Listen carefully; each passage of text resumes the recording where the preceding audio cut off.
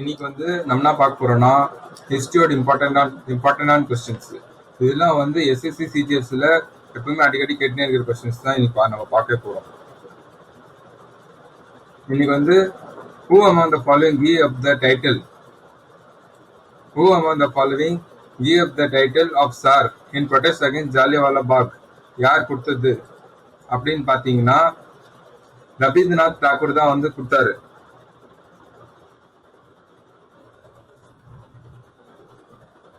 இது வந்து யாரு கொடுத்ததுன்னா ரவீந்திரநாத் தாக்கூர் தான் வந்து கொடுத்தாரு.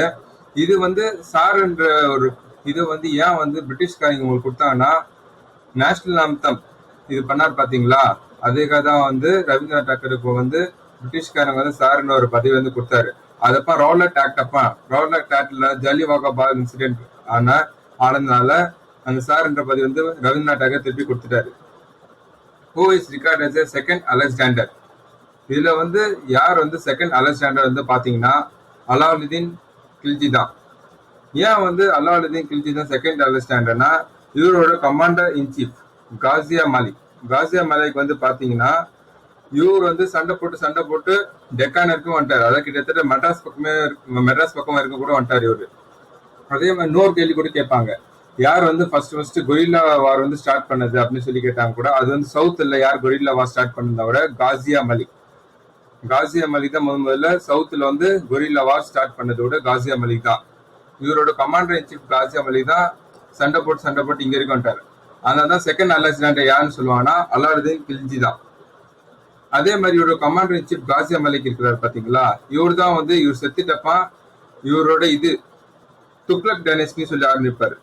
காசியா மலிக் தான் துக்ளக் டைனஸ்டி ஆரம்பிக்கிறதோட யாருன்னா காசியா மலிக் தான். Where was the saint Kabir born? Saint Kabir இவர் யாரு? செயின்ட் கபீர் இங்க இருக்கிறாங்க பாத்தீங்களா, திருவள்ளுவர் அது மாதிரிலாம் இருக்கிறாங்க பாத்தீங்களா. அதே மாதிரிதான் நார்த் சைட்ல எல்லாம் பாத்தீங்கன்னா உத்தரப்பிரதேஷ் பக்கம் எல்லாம் பாத்தீங்கன்னா கபீர் தாஸ்ன்னு சொல்லி சொல்லுவாங்க. கபீர் தாஸ் எங்க பிறந்தாருன்னு பாத்தீங்கன்னா வாரணாசியில தான் பிறந்தாரு. இவர் பிறந்த இடம் வந்து வாரணாசி தான். டாக்டரின் ஆஃப் லாஸ் வந்து யார் இன்ட்ரடியூஸ் பண்ணது பாத்தீங்கன்னா, இது வந்து யார் இன்ட்ரடியூஸ் பண்ணதுன்னா லார்ட் டல்ஹௌசி தான் வந்து டாக்டரின் ஆஃப் லாஸ் இன்ட்ரடியூஸ் பண்ணது. டாக்டரின் ஆஃப் லாஸ் நான் முதல்ல பாத்தீங்கன்னா அதான் வந்து ராஜாவுக்கு வந்து பிளட் ரிலேஷன் மூலியமா குழந்தை பிறகுது பாத்தீங்களா, அவங்ககிட்ட தான் ஆட்சி இது பண்ண முடியும். சப்போஸ் ஏதோ ராஜா அவங்க வந்து என்ன ஒரு குழந்தை தத்தெடுக்கிறான்னு வச்சு அவங்களுக்கு அந்த அரசாங்கத்துக்கு அவங்களுக்கும் அந்த கவர்மெண்ட்டுக்கு அந்த அரசுக்கு எதுவும் சம்மந்தம் இல்லை. ஆட்டோமேட்டிக்கா அந்த அரசாங்கம் வந்து ஈஸ்ட் இந்தியா கம்பெனி கண்ட்ரோல்ல வந்துடும். அந்த ராஜாவோட ஏரியா ஃபுல்லாவே வந்து ஈஸ்ட் இந்தியா கம்பெனிக்கு கீழே வந்துடும். அதுதான் வந்து இந்த டாக்டரின் ஆஃப் லாப்ஸ். இந்த டாக்டரின் ஆஃப் லாப்ஸ் மூலமா எந்த இடம் வந்து முதல்ல ஈஸ்ட் இந்தியா கம்பெனி கிட்ட வந்துச்சுன்னா சத்தாரா, SATARA சத்தாரா என்ற இடம் தான் முதல்ல East India Company doctrine of lapse use பண்ணி இது பண்ணாங்க. அதே மாதிரி லார்ட் டல்ஹௌசி பாத்தீங்கன்னா நான் கொண்டு வந்துக்கிறான்னு பாத்தீங்கன்னா போஸ்டல் சிஸ்டம் கொண்டு வந்தது கூட லார்ட் டல்ஹௌசி தான். அப்புறம் வந்து ரயில்வே சிஸ்டம் கொண்டு வந்தது கூட அவர் தான். அதே மாதிரி பாத்தீங்கன்னு வச்சுக்கோங்களேன், இந்த டல்ஹௌசி தான் வந்து என்ன பண்ணா விண்டோ ரீமேரேஜ் ஆக்ட் கொண்டு வந்தது கூட யாரா லார்ட் டல்ஹௌசி தான். Who translated Gita into Persian? Gita வந்து யார் பர்ஷியன்ல மாத்தாங்கன்னா அது நல்லா தெரியும், டாரா ஷிகோ. சுபாஷ் Chandra Bose set up the provisional government of free India. இது எங்க செட்டப் பண்ணாங்கன்னு பாத்தீங்கன்னா சிங்கப்பூர்ல தான். அது பேர் கூட ஃபார்வர்ட் பிளாக். ஏன் ஃபார்வர்ட் பிளாக்னு செட்டப் பண்ணாங்கன்னு பாத்தீங்கன்னா 1939ல இவங்க ஒரு இடத்துல குறிப்பிட்ட சுபாஷ் சந்திர போஸ் தான் வந்து ஹெட்டா இருப்பார். இந்தியன் நேஷனல் காங்கிரஸ்க்கு வந்து ஹெட்டா இருப்பாரு. ஒரு குறிப்பிட்ட இடத்துல ஜெயிச்சுட்டு வந்திருப்பாங்க இவங்க. சுபாஷ் சந்திர போஸ், ஜவஹர்லால் நேரு ஒரு குறிப்பிட்ட இடத்துல ஜெயிச்சுட்டு வந்திருப்பாங்க. ஆனா வேர்ல்டு வார் 2 ஸ்டார்ட் ஆன 1939 வேர்ல்டு வார் 2 ஸ்டார்ட் ஆனது இவங்க யார்கிட்டையும் கேட்காம அவங்களாவே முடிவு எடுத்துருவாங்க. இந்தியா வந்து யுத்தத்துல இருந்து வாரில் இருக்குன்னு சொல்லிட்டு அவங்களாவே முடிவு எடுத்துருவாங்க, இவங்க கூட யாருக்கிட்டையும் கேட்காம. அந்த ஒரு வெறுப்புனால தான் இந்தியன் நேஷனல் காங்கிரஸ் விட்டு வந்துருவாரு. அப்ப 1939 அப்ப சிங்கப்பூர்ல போய் அப்ப அவங்களுக்கு நிறைய தெரியும். அப்ப சிங்கப்பூர்ல போயிட்டு ஃபார்வர்ட் பிளாக்னு சொல்லிட்டு ஒன்று ஆரம்பிப்பாரு இவரு. Who were the first issue gold coin in India? யார் முதல்ல கோல்டு காயின் கொடுக்க ஆரம்பிச்சாங்க? யாரு கொடுக்க ஆரம்பிச்சாங்கன்னா குஷன் செம்டர் தான் முதல்ல கோல்டு காயின் வந்து கொடுக்க ஆரம்பிச்சாங்க. இந்த இருக்கிற லிஸ்ட்ல வந்து பார்த்தோன்னா கொஸ்டின்ஸ் தான். ஆனா வந்து ஃபர்ஸ்ட் யார் கொடுக்க ஆரம்பிச்சான்னு பார்த்தா இந்தோ கிரீக் தான் வந்து முதல்ல கொடுக்க ஆரம்பிச்சாங்க. செகண்ட் தான் பாத்தீங்கன்னா கூட கொஸ்டின்ஸ் தான். செகண்ட் தான் கொஸ்டின்ஸ். ஃபர்ஸ்ட் வந்து இண்டோ கிரீக்ல வந்து மெனந்தர்னு ஒருத்தர் இருந்தாரு. அவர் தான் வந்து ஃபர்ஸ்ட் கோல்டு காயின் கொடுக்க ஆரம்பிச்சார். அதுக்கு அடுத்து தான் கொஸ்டின்ஸ் எம்பையர். கொஸ்டின்ஸ்ல வந்து கனிஷ்கா அவங்களாம் கொடுக்க ஆரம்பிச்சாங்க. Who gave the slogan ஜெய்ஹிந்த்?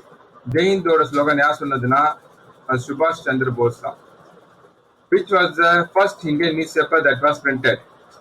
இது வந்து ஃபர்ஸ்ட் இந்தியன் நியூஸ் பேப்பர். இது வந்து ஃபர்ஸ்ட் பிரிண்ட் ஆயிடுச்சுன்னா Bengal gazette. The Mansabdari system was introduced by. இந்த மன்சப்தாரி சிஸ்டம் வந்து யார் இன்ட்ரடியூஸ் பண்றது பாத்தீங்கன்னா அக்பர் தான் இதை இன்ட்ரடியூஸ் பண்ணுவாரு. இந்த வார்த்தை பாத்தீங்களா மன்சப்தாரி, இந்த வார்த்தை வந்து எங்க டிரைவ் பண்ணாங்க பாத்தீங்கன்னா அரபிக் வார்த்தை தான் டிரைவ் பண்ணாங்க. இது என்ன அர்த்தம்னா அதான் வந்து higher official, lower official, clerk, officer, அது மாதிரி ஒரு ரேங்க் ஒரு பொசிஷன் கொடுப்பாங்க பாத்தீங்களா, அதான் இந்த சிஸ்டத்தோட அர்த்தம். முக்கியமா ஆர்மி அந்த இதுல எல்லாம் யூஸ் பண்ணியிருந்தாங்க. ஆனா இந்த சிஸ்டம் ரேங்க் கொடுக்குற சிஸ்டம் எங்க இருந்து எடுத்தாங்க முதல்ல பாத்தீங்கன்னா மங்கோலியா கிட்ட தான் எடுத்தாரு. ஆனா இந்த வார்த்தை மட்டும் டிரைவ் பண்ணது ஆப்கான்ஸ் அரேபியால இருந்து டிரைவ் பண்ணாரு. இந்த வார்த்தை டிரைவ் பண்ணது அரேபியால இருந்து. The tomb of Jahangir was built at Lahore. The prophet of New India. Prophet of New India வந்து யாருன்னா பாத்தீங்கன்னா ஸ்ரீ ராமகிருஷ்ணா. ஸ்ரீ ராமகிருஷ்ணா தான் வந்து ப்ராப்பர்ட் ஆஃப் நியூ இந்தியான்னு சொல்லி சொல்லுவாங்க. இவர் தான் வந்து சுவாமி விவேகானந்தோட குரு கூட ஸ்ரீ ராமகிருஷ்ணா தான். The battle of Plassey was founding. இந்த பேட்டில் ஆஃப் பிளாசி வந்து ரொம்ப முக்கியமான ஒரு பேட்டில். இது ஏன் இது வந்து 1757 தான் சண்டை போட ஆரம்பிச்சாங்க. இது வந்து யார் யார் கூட சண்டைன்னு பாத்தீங்கன்னா சிராஜுத்தௌலா, அப்புறம் வந்து பிரிட்டிஷ் ஈஸ்ட் இந்தியா கம்பெனி. இந்த பேட்டிலுக்கு அப்புறமா தான் என்ன ஆகும்னா பிரிட்டிஷ்காரங்க வந்து இந்தியாவில வந்து டைரக்டா இது பண்ண ஆரம்பிச்சிருவாங்க. பிரிட்டிஷ்காரங்க வந்து டைரக்டா இதுல இந்தியாவில வந்து ரூல் பண்ண ஆரம்பிச்சிருவாங்க. The Khalid Sultan, the Khalji Sultan of Delhi were. The Khalji Sultan இருந்தாங்க பாத்தீங்களா, ஜலாலுதீன் கல்ஜி, அலாவுதீன் கல்ஜி, அவங்களாம் இருந்தாங்க பாத்தீங்களா. அவங்களாம் வந்து எந்த இது சேர்ந்தவங்கன்னு சொல்லி கேக்குறாங்க. மங்கோலியா, கண்டிப்பா மங்கோலியா இருக்காது. ஆப்கானிஸ்தான், கண்டிப்பா ஆப்கானிஸ்தான் இல்ல.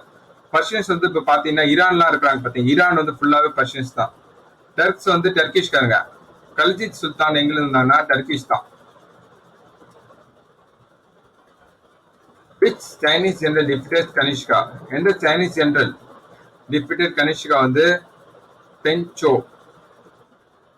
The father of Renaissance of West India. நல்ல கேள்வி பாருங்க. Father of Renaissance of West India வந்து பாத்தீங்கன்னா எம்ஜி ரானாடே. எம்ஜி ரானாடே தான் வந்து, அதான் வந்து ஃபுல் நேம் பாத்தீங்கன்னா மகாதேவ் கோவிந்த் ரானடே. மகாதேவ் கோவிந்த் ரானடே தான் ஃபுல் நேம். இவர் தான் வந்து father of renaissance of western India.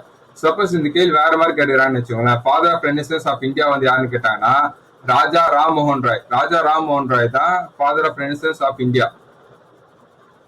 ராஜா ராம்மோகன் ராய் தான் என்ன கண்டுபிடிச்சாருன்னா பிரம்மோ சமாஜ் கண்டுபிடிச்சது இவர் தான். இவர் தான் வந்து சாட்டின்ற ஒரு இதுக்காக ரொம்ப அதிகம் போராடினதும் இவர் தான். The Delhi Sultan to impose jizya even on Brahmins. அதான் வந்து ஜிசியான்னு ஒரு டாக்ஸ், அது வந்து நான் முஸ்லீம் பர்சன்ஸ்லாம் இருக்கிறாங்க பாத்தீங்களா, அவங்க மேல வந்து இம்போஸ் பண்ணுவாங்க டாக்ஸ். ஆனா வந்து பிராமின்ஸ்க்குலாம் இல்லாம தான் இருக்கும். ஆனா பிராமின்ஸ் மேல போட ஆரம்பிச்சிருவாங்க அந்த டாக்ஸ். வந்து பிராமின்ஸ் மேல கூட யார் போட்டது பாத்தீங்கன்னா ஃபிரிட்ஜ் துக்ளக். அப்புறம் என்ன பண்ணுவாங்கன்னா அங்க இருக்கிற பிராமின்ஸ் எல்லாம் போயிட்டு அந்த கோர்ட்டுக்கு முன்னாடி போய் இது ப்ரொடெஸ்ட் பண்ண ஆரம்பிச்சிருவாங்க. First visionary of India. First visionary of India வந்து பாத்தீங்கன்னா லார்ட் கனிங் தான். இது முன்னாடி எல்லாம் பாத்தீங்கன்னா இது முன்னாடி 1856 அதாவது 1858 முன்னாடி எல்லாம் பாத்தீங்கன்னு வச்சுங்களேன், இவர் தான் வந்து ஃபர்ஸ்ட் வைஸ்னரி. சரி, லாஸ்ட் கவர்னர் ஜெனரல் ஆஃப் இந்தியாவும் இவர் தான். லாஸ்ட் கவர்னர் ஜெனரல் ஆஃப் இந்தியாவும் இவர் தான். அதான் வந்து இது முன்னாடி எல்லாம் பாத்தீங்கன்னு வச்சுங்களேன் கவர்னர் ஜெனரல் ஆஃப் இந்தியா தான் இருந்தாங்க. இது மாத்தினா அந்த 1857 ரிவால்ட், அந்த 1857 ரிவால்ட்டுக்கு அப்புறம் என்ன ஆயிடுச்சுன்னா இங்கிலாந்துல வந்து பாத்தீங்கன்னா ஈஸ்ட் இந்தியா கம்பெனி வச்சிருந்த இதை வந்து ஃபுல்லா வந்து கியூ நிற்க ஆரம்பிச்சாங்க. கியூ தான் ஃபுல்லா டைரக்டா இந்தியா கண்ட்ரோல் பண்ண ஆரம்பிச்சாங்க. அது வைஸ்னரி இந்தியாவில இருந்து நியமிச்சாங்க. வைஸ்னரி என்ன அர்த்தம்னா ரெப்ரஸன்டேட்டிவ்னா அவங்க என்ன சொல்றாங்களோ, அவங்க கியூன்னு என்ன சொல்றாங்களோ அவங்க தான் இந்த வைஸ்னரி கேட்கணும். Gandhi Irwin pact was signed on. Gandhi Irwin pact வந்து ரொம்ப முக்கியமான ஒரு விஷயம். அது வந்து March 5, 1931 தான் பண்ணாங்க. அது வந்து செகண்ட் ரவுண்ட் டேபிள் கான்ஃபரன்ஸ்ல பண்ணாங்க. செகண்ட் ரவுண்ட் டேபிள் கான்ஃபரன்ஸ் வந்து லண்டன்ல நடந்துச்சு. இந்த காந்தி இர்வன் பேக்ட் சைன் ஆனதுனால தான் காந்தி வந்து செகண்ட் ரவுண்ட் டேபிள் கான்ஃபரன்ஸ் போய் அட்டென்ட் பண்ணாரு. இந்த காந்தி நிர்வன் பேக்டோட தான் சிவில் டிஸ்டர்பன்ஸ் மூமெண்ட்டும் கேன்சல் ஆயிடுச்சு. In which year did Gandhiji starts Satyagraha movement? Satyagraha movement வந்து எப்போ ஆரம்பிச்சாருன்னு பார்த்தீங்கன்னா 1990 தான் சத்யாகிரா மூவ்மெண்ட் வந்து காந்திஜி ஆரம்பிச்சாரு. அதே மாதிரி 1920 என்ன பண்ணாங்கன்னா நான் கார்பரேஷன் மூவ்மெண்ட் எப்போ ஆரம்பிச்சாருன்னா 1920. The French challenge to British in India came to end with. French challenge இருந்தாங்க பாத்தீங்களா? நம்ம பிரெஞ்சு காலனிலாம் உங்களுக்கு நல்லா தெரியும். புதுச்சேரியில ஃபுல்லாவே பிரெஞ்சு காலனி தான். ஆனா வந்து பிரெஞ்சு சேலஞ்ச் பிரெஞ்சு ஆட்சி இந்தியாவில எல்லாம் போனது எப்போ முடிஞ்சிச்சுன்னா பேட்டில் ஆஃப் பாண்டிவாஷ் தான். இது கூட ரொம்ப முக்கியமான ஒரு பேட்டில் தான், பேட்டில் ஆஃப் பாண்டிவாஷ். இதோட தமிழ்நாட்டுல தான் நடந்ததா சொல்றாங்க. தமிழ்நாட்டுல தான் நடந்துச்சு, 1760 நடந்துச்சு. இதுல வந்து பாத்தீங்கன்னு வச்சுக்கோங்களேன், அந்த 1757 பேட்டில் ஆஃப் பிளாசி, அது அப்போ வந்து பேட்டில் ஆஃப் புக்ஸர் சொல்லிட்டு. பேட்டில் ஆஃப் புக்ஸர் வந்து எங்க நடந்துச்சுன்னா 1764. நிறைய பேர் சொல்லுவாங்கன்னா தெரியும், பேட்டில் ஆஃப் புக்ஸருக்கு அப்புறமா தான் வந்து ஈஸ்ட் இந்தியா கம்பெனி வந்து இந்தியாவில டைரக்டா ராஜ்யம் பண்ண ஆரம்பிச்சாங்கன்னு. இந்த 3 பேட்டில் தொடர்ந்து ஜெயிச்சிருந்தா தான் ஈஸ்ட் இந்தியா கம்பெனி வந்து இந்தியாவில வந்து இது இவ்வளவு பெரிய ஆள் ஆனது. The first train steamed off in India. உங்களுக்கு நல்லா தெரியும், லார்ட் டல்ஹௌசி பீரியட்ல தான் ட்ரெயினே இந்தியாவுக்கு வந்துச்சு. அப்ப எப்போ வந்துச்சுன்னா 1853 தான். இது யார் காரணம் பார்த்தோன்னா கிளேவ்னு ஒருத்தர், ரோபர்ட் கிளேவ்னு இருக்கிற அவர் தான் வந்து இது எல்லாமே பண்ணது. ஃபாதர் ஆஃப் இந்தியன் அண்ட்ரஸ்ட் யாருன்னு பாத்தீங்கன்னா பால் கங்காதர் திலக் தான் வந்து ஃபாதர் ஆஃப் இந்தியன் அண்ட்ரஸ்ட். சரி, அப்ப father of Indian unrest, Indian extremist கூட சொல்லுவாங்க. ஃபாதர் ஆஃப் எஸ்டிமிஸ்ட் அதோட யாருன்னு பாத்தீங்கன்னா பால் கங்காதர் திலக் தான். இவர் தான் வந்து ஹோம் ரூல் மூவ்மெண்ட்னு சொல்லிட்டு ஒன்று ஆரம்பிச்சாரு 1917. The ultimate goal of Mahatma Gandhi salt Satyagraha, அதாவது ஒரு முக்கியமான குறிக்கோளே என்னன்னு பாத்தீங்கன்னா, மகாத்மா காந்தியோட குறிக்கோள் எப்பவுமே வந்து பாத்தீங்கன்னா ஒரே ஒரு குறிக்கோள் தான். எப்பவுமே பாத்தீங்கன்னு வச்சுக்கோங்க, எல்லா விஷயத்திலும் ஒரே ஒரு குறிக்கோள் தான், பூர்ண சௌராஜ்னா பாத்தீங்கன்னா இந்தியாவில் இருக்கிற ஃபுல்லா இருக்கிற நாடு இந்தியாவை தான் இருக்கணும். வேற எதுக்கும் பிரிச்சுலாம் கொடுக்க கூடாது. இது வந்து அதுன்னு சொல்லிட்டு எதுவுமே செப்பரேட் எலக்டரேட் இருக்கக்கூடாது, இது மாதிரி எதுவுமே இருக்கக்கூடாது. அதுதான் அவரோட ஃபுல் விஷயமே வந்து இந்தியா ஃபுல்லாவே இந்தியா தான் இருக்கணும். பூர்ண சௌராஜ் தான். Who pursued the RIN? Royal Indian Navy. Surrender on 23rd February 1946. 23rd February 1946 அப்போ யார் இது வந்து சரண்டர் பண்ணான்னு பாத்தீங்கன்னா, இது வந்து Vallabhbhai Patel and M.A. Jinnah. Marathas defeated in the third battle of Panipat. வந்து நான் நடக்கோம்னா, இப்போ வந்து மராத்தாஸ்ல பாத்தீங்கன்னா பேஷ்வாஸ் சொல்லிட்டு இருப்பாங்க. மராத்தாஸ்ல வந்து சிவாஜி அப்பா அடுத்தது வந்து யார் வந்துச்சுன்னா மராத்தால வந்து பேஷ்வாவுக்கும் ஆப்கானிஸ்தான் சண்டை நடக்கும். அதுல வந்து 1761 மராத்தாஸ் வந்து பேஷ்வாஸ் வந்து ஃபுல்லா தோத்துருவாங்க. இது அப்போ எல்லா அடி தோத்துருவாங்க. பேஷ்வாஸ் வந்து எல்லாமே கிட்டத்தட்ட எதுவுமே தோத்துருவாங்க. அதப்போ அவங்க எந்த சண்டையும் போடவே மாட்டாங்க அவங்க. When Indian National Congress divided into 2 wings, moderate and extremist. சரி, இந்தியன் நேஷனல் காங்கிரஸ் வந்து என்ன ஆகும்னா சூரத் செக்ஷன்ல 1907 தான் வந்து ரெண்டா ஸ்பிளிட் ஆயிரும்.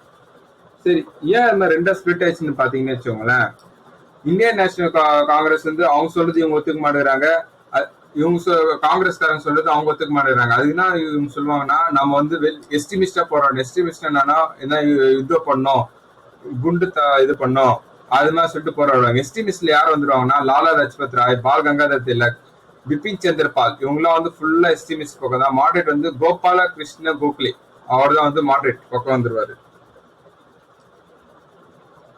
INC form during the governor generalship of lord Dufferin இருக்கிற நேரத்துல தான் வந்து 1887 அப்போதான் வந்து இது ஃபார்ம் ஆகும், இந்தியன் நேஷனல் காங்கிரஸ். தேங்க்யூ.